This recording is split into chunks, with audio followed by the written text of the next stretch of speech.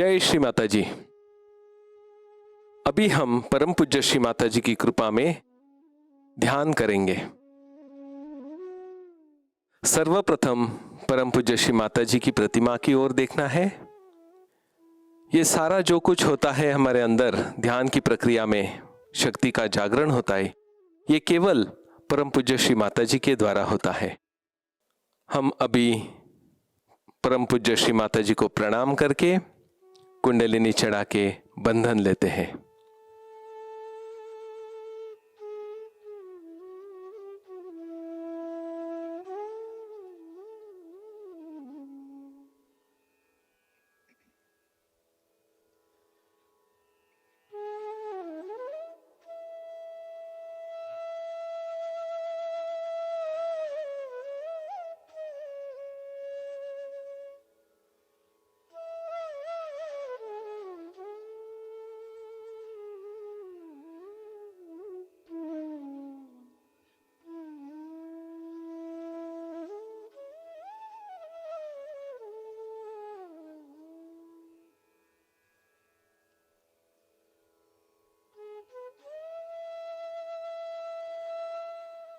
परम पूज्य श्री माता जी से प्रार्थना करनी है।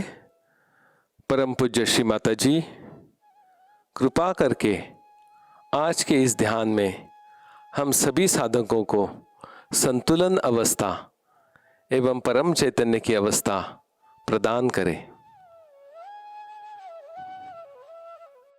धीरे धीरे आंख बंद करें। पूरा ध्यान खुद के अंदर देना है। विचारों को भूल जाना है, उनकी ओर देखना नहीं है, उनके पीछे पीछे नहीं जाना है। अभी हम 3 बार दीर्घ श्वास लेके 5 सेकंड के लिए उसे रोकेंगे और धीरे धीरे छोड़ देंगे। सब लोग लंबा सांस लीजिए, रोकिए, धीरे धीरे छोड़ दीजिए। अभी नॉर्मल वाले 2-3 सांस लीजिए।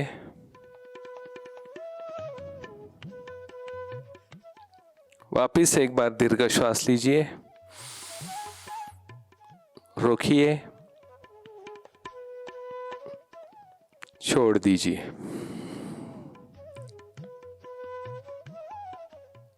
ये करते वक्त सहस्त्रार चक्र पे यानी तालु पे भी जरूर ध्यान दीजिए। वापिस एक बार दोहराते हैं।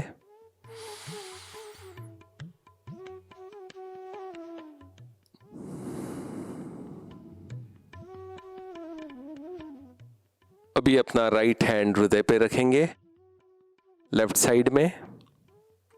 परम पूज्य श्री माता जी, कृपा करके हमारा हृदय निर्मल और पवित्र कीजिए। हमारे अंदर शुद्ध प्रेम तत्व का भाव जागृत होने दे।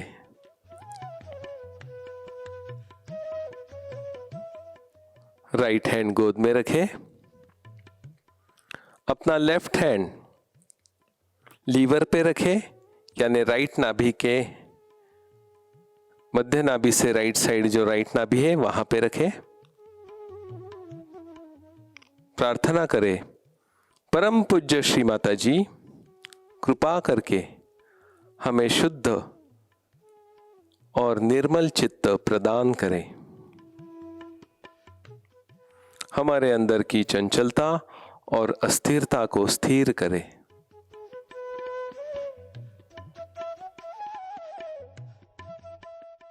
लेफ्ट हैंड गोद में रखें।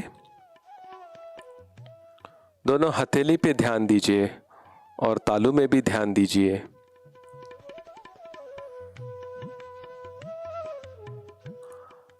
अभी अपना राइट हैंड लेफ्ट विशुद्धि चक्र पे रखना है, यानी लेफ्ट गर्दन और लेफ्ट कंधे के बीचों बीच, और थोड़ा राइट साइड को देखना है आंख बंद करके।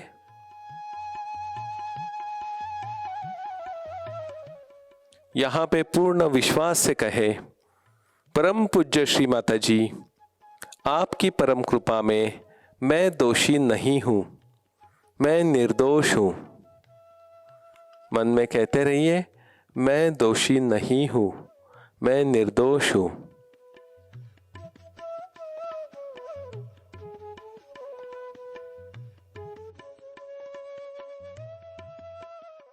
अब ये राइट हैंड हम तालू पे रखेंगे, सहस्त्रार पे।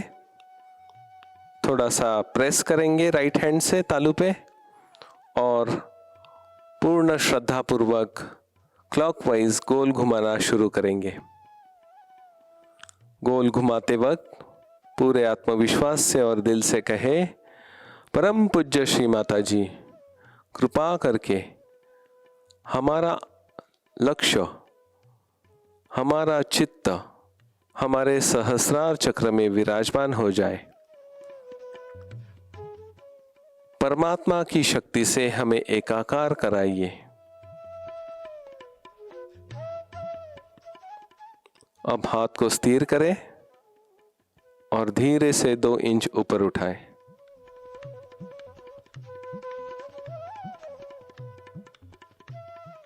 तालू और हथेली में हमें क्या अनुभूति आ रही है उसकी ओर ध्यान दें।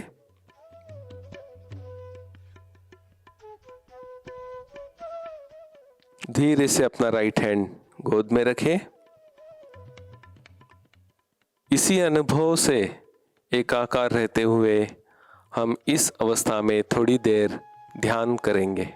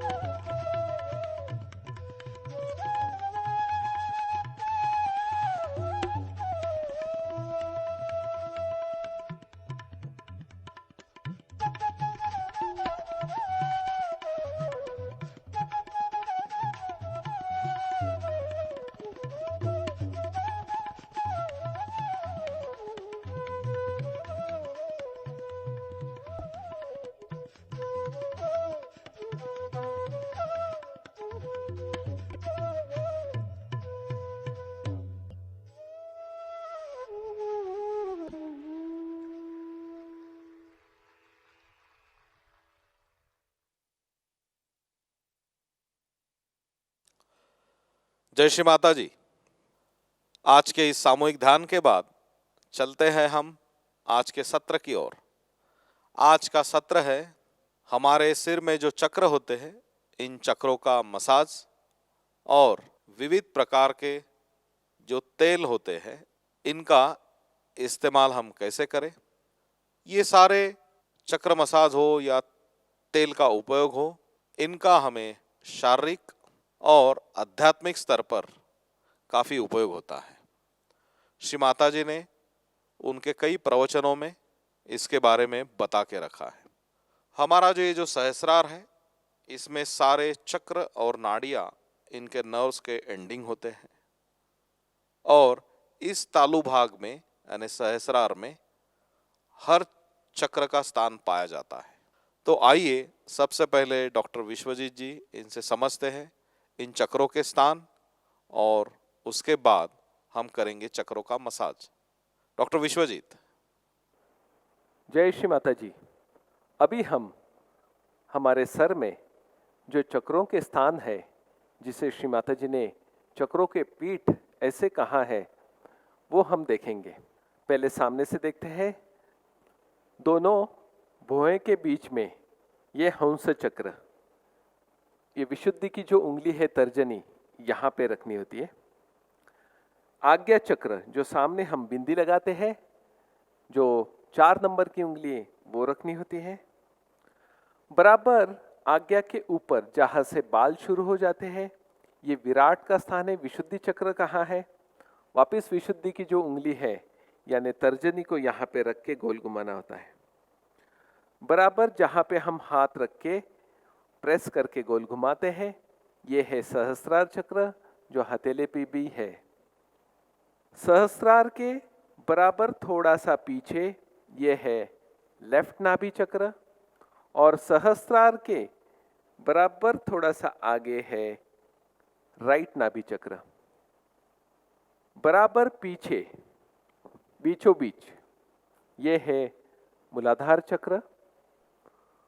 मूलाधार के लेफ्ट साइड और राइट साइड थोड़ा सा ऊपर ये है स्वादिष्टान चक्र और मूलाधार के बराबर दोनों साइड लेकिन थोड़ा नीचे ये है आज्ञा चक्र। विशुद्धि चक्र जो हमारा गले के पीछे वाला हिस्सा, लेफ्ट विशुद्धि राइट विशुद्धि। सहस्त्रार चक्र के बराबर आगे राइट नाभि है।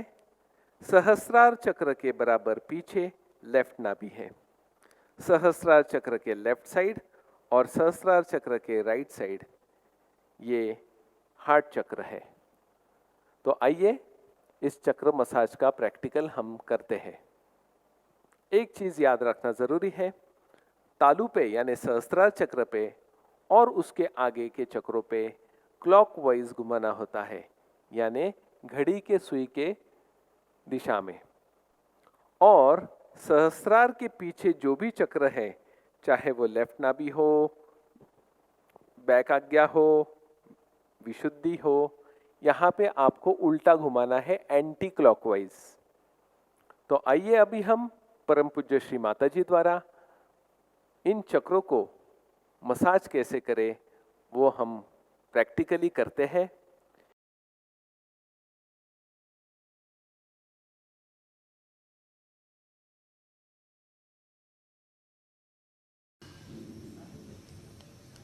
Put your right hand on the Brahmarandra. Just here, push it, move it.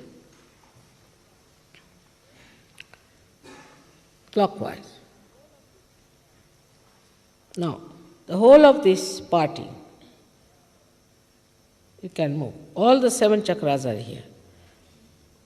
You can start it from here if you want. Back side you should move the other way round. Here also other way round. Now,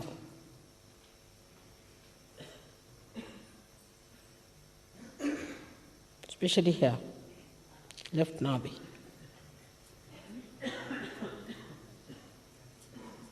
Now, put it on the Brahmarandra, move it.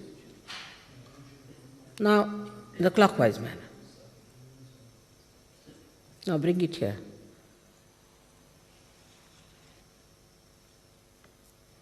Vishuddhi. Must move Vishuddhi quite a lot. This is the Virata's thing. Now the Agya.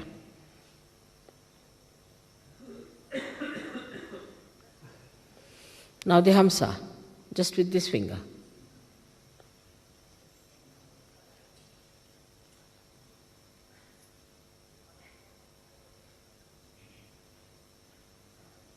Better now?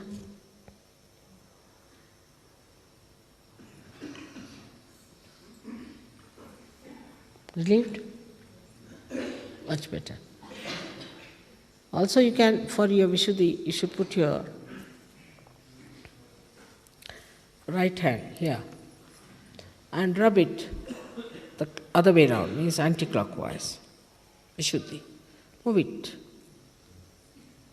No, with your fingers. Press it hard. With your fingers. You can massage yourself, I mean to say. Just do it like that. It will be nice.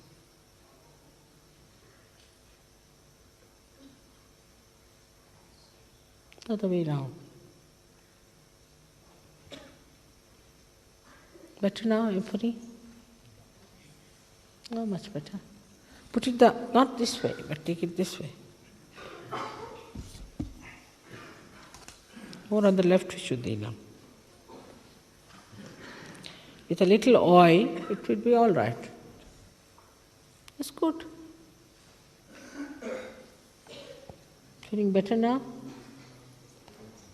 Much better. Cleared out. Much better now.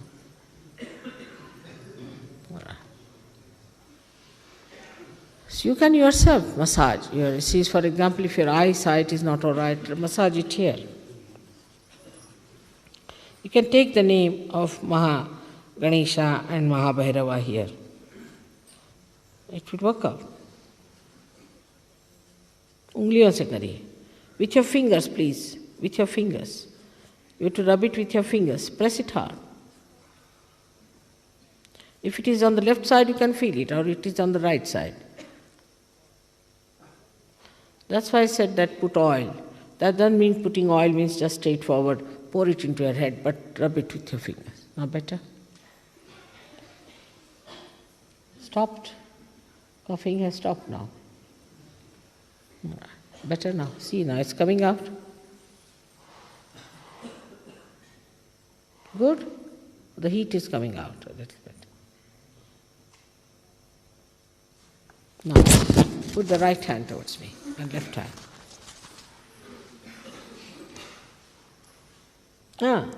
Better.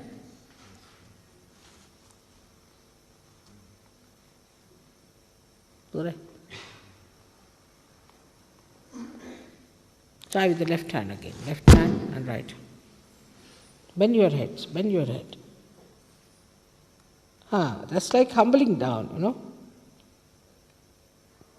Good. Fine. Feeling better now?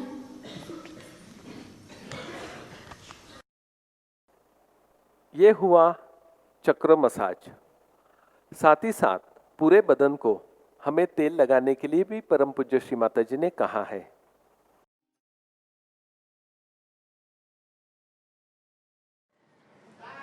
अब हम लोग तेल इस्तेमाल नहीं करते.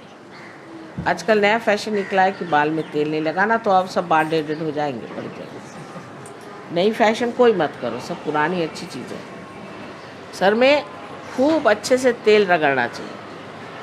सहस्त्रार पे तेल रगड़ना चाहिए. आपके यहाँ तो जबा कुसुम इतना अच्छा ऑयल है, वो जबा कुसुम हेयर ऑयल आप 1 बोतल ले लें और 2 बोतल वही जबा कुसुम का कोकोनट ऑयल मिक्स करके वो आप सर में सैटरडे के रोज़ रात को लगाएं खूब अच्छे से सर में, 1-1 कटोरी भर.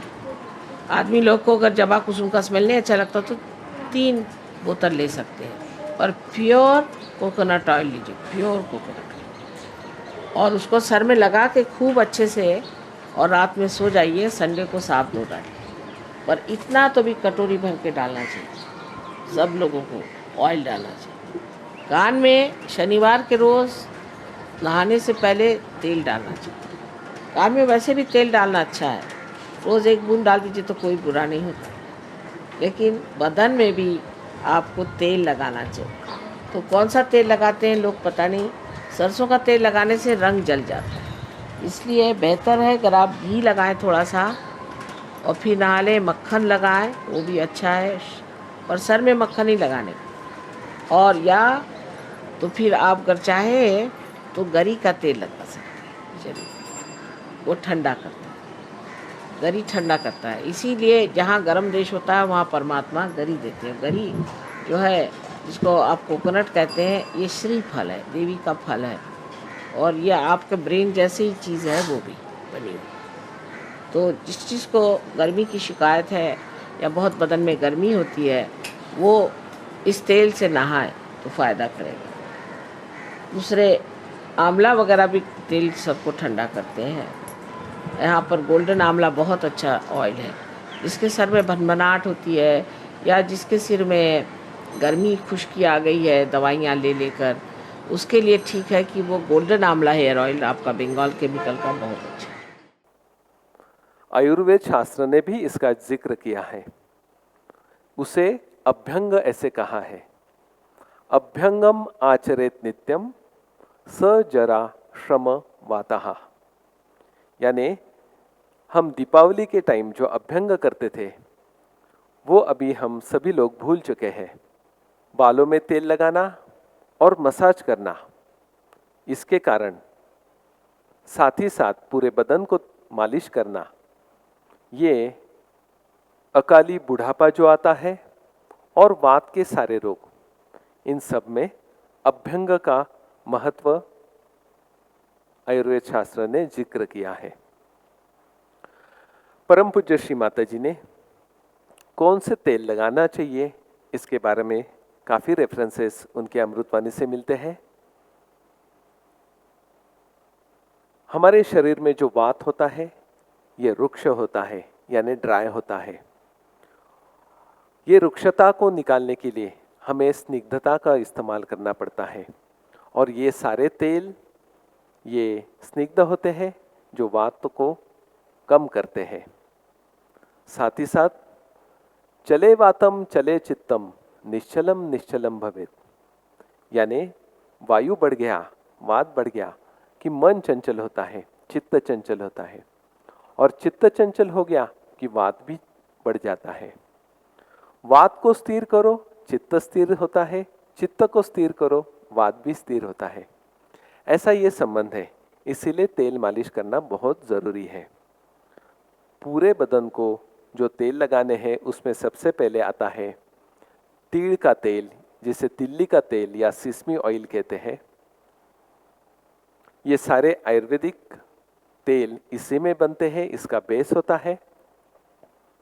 खास करके महाराष्ट्र, मध्य प्रदेश में इसका इस्तेमाल होता है। दूसरा तेल है सरसों का तेल, जो नॉर्थ में ज़्यादा इस्तेमाल किया जाता है। ये गर्म होता है और इसलिए शायद वो परमात्मा भी कैसी रचना करता है देखिए। नॉर्थ वालों के लिए जहाँ ज़्यादा बर्फ़ है वहाँ पे गरम सरसों का तेल है। साउथ में जहाँ ज़्यादा गर्मी है वहाँ पे ठंडा ऐसा गरी का तेल यानी कोकोनट ऑयल, नारियल का तेल बताया है। और हमारा जो महाराष्ट्र और मध्य प्रदेश जो बीचों बीच वाले हैं वहाँ पे तीड़ का तेल यानी सिसमी ऑयल का वर्णन किया है। ये तीनों तेल आप पूरे बदन को लगा सकते हैं, सिर्फ सर को नहीं। सर के लिए सिर्फ आप नारियल का तेल इस्तेमाल करें।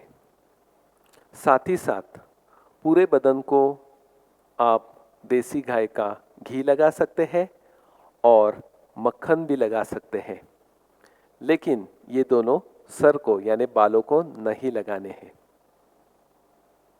अभी जन्माष्टमी आ गई है और कृष्ण जी को भी मक्खन प्यारा है। मक्खन में विटामिन डी है, ई है, और आजकल काफ़ी समस्या विटामिन डी की आती है। इसका जिक्र परम पूज्य श्री माता जी ने पहले ही उनके अमृतवाणी में उन्होंने ये वर्णन किया है। साथ ही साथ सर में ज़्यादा गर्मी हो, भनभनाहट हो तो आंवला तेल से आप सर को मालिश कर सकते हैं, और ज़्यादा ताण तनाव, स्ट्रेस हो तो बादाम तेल का इस्तेमाल हेड मसाज के लिए आप कर सकते हैं। जपा कुसुम तेल जो जास्वंदी से बना होता है, ये भी तेल चक्रों के यानी सर के चक्रों के मसाज के लिए परम पूज्य श्री माता जी ने बताया है। जिन लोगों में या बच्चों में ज़्यादा चंचलता होती है, अस्थिरता होती है, जो बच्चे ज़्यादा हाइपर होते हैं, इस तेल की मालिश के कारण उनका वात कम हो जाता है और उनकी जो चंचलता है वो स्थिर होके वो बच्चे शांत हो जाते हैं। और एक बहुत महत्वपूर्ण तेल के बारे में परम पूज्य श्री माता जी ने बताया है, वो है जैतून का तेल यानी ऑलिव ऑयल। ये भी आप बच्चों में और बड़ों में पूर्ण बॉडी मसाज के लिए यूज़ कर सकते हैं, सर को छोड़ के। और साथ ही साथ वाइब्रेटेड जैतून तेल से आप दोनों हथेली की मॉलिश करोगे तब हाथों के ऊपर के जो चक्र है और उस पे आने वाला जो परम चैतन्य है उसकी अनुभूति बहुत अच्छी तरह से महसूस होती है, ऐसा श्री माता जी ने कहा है। साथ ही साथ नाभि मसाज, जो हमारा नाभि चक्र है उसके लिए भी मसाज करने के लिए क्लॉकवाइज क्लॉकवाइज मसाज करने के लिए भी श्री माता जी ने बोला है।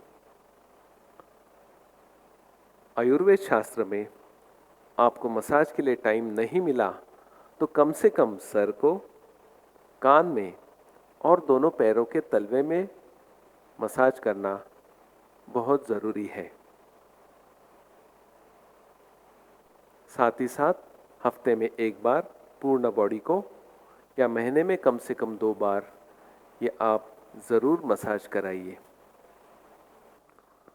परम पूज्य श्री माता जी के हम आभारी हैं कि इतना सुंदर वर्णन हम सभी साधकों को अपना उत्थान करने के लिए आपने मार्गदर्शन करके रखा है, इसीलिए हम आपके ऋणी हैं।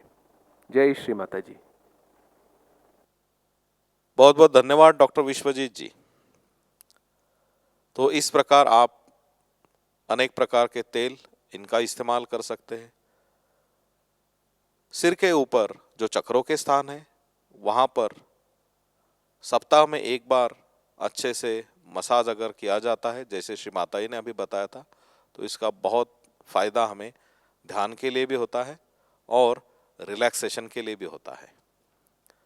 सहयोग ध्यान अधिक सीखने हेतु, जानकारी पाने हेतु रोज 5 बजे लर्निंग सहयोगा यूट्यूब चैनल पर मराठी तथा हिंदी में लाइव सत्र होते हैं। आप इन सत्रों का लाभ जरूर लें। इसमें सहयोग ध्यान, एक विषय पर ज्ञान और आपके सवालों के जवाब भी दिए जाते हैं। तो आप आज 5 बजे लर्निंग सहयोगा यूट्यूब चैनल पर आइए और सहयोग ध्यान का अधिक आनंद लीजिए। जो साधक अभी तक टोल फ्री नंबर पर रजिस्टर नहीं है, कृपया अपना नाम रजिस्टर करें। टोल फ्री नंबर है 1800-30-700-800। इस नंबर पर आप अपना नाम रजिस्टर करने से आपके शहर में जो भी सहयोगी स्वयंसेवक है उनको हम व्हाट्सएप के माध्यम से आपके साथ जोड़ देते हैं और आपको ध्यान के तरक्की हेतु जो भी डिजिटल इन्फॉर्मेशन आती है आप तक पहुंचाई जाती है। लॉकडाउन के बाद जैसे ही सहयोग ध्यान केंद्र खुलेंगे, आप वहां पर भी निशुल्क सहयोग ध्यान की सेवा की उपलब्धि पा सकते हैं। टोल फ्री नंबर पर ध्यान से जुड़ी हुई समस्याओं के लिए भी आप कॉल कर सकते हैं। कल हम सुबह 7 बजे मिलेंगे एक नए विषय के साथ। आज के सत्र में यहीं पर विराम लेते हैं। आपको आज के दिन के लिए शुभकामनाएं सहयोग ध्यान केंद्र की ओर से बहुत बहुत धन्यवाद। जय श्री माता जी।